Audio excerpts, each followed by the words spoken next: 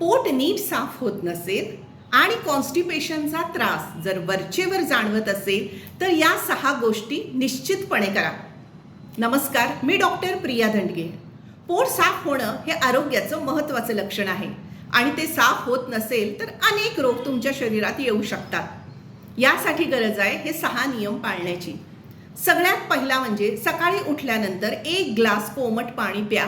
यामुळे शौचाची भावना लवकर होईल, पोट चांगलं साफ होईल.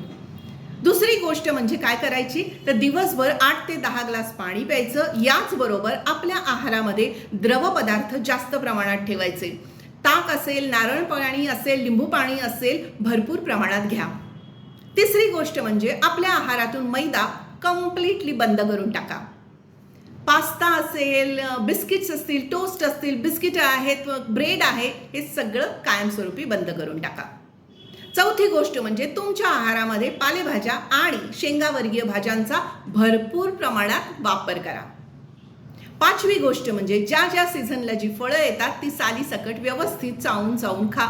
पपई, केळ, पेरू, चिकू अशी कुठलीही फळं, अंजीर देखील चांगलं आहे, सफरचंद चांगलं आहे, ही सगळी फळं खा. यामुळे फायबर भरपूर मिळेल आणि पोट साफ व्हायला मदत होईल.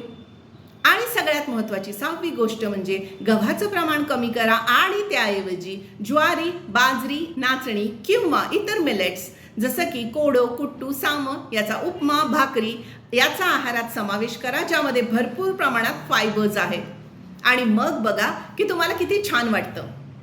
या आणि अशा स्टेप्ससाठी मला फॉलो करत राहा डॉक्टर प्रिया स्नेह क्लिनिक या यूट्यूब चॅनलवर. धन्यवाद.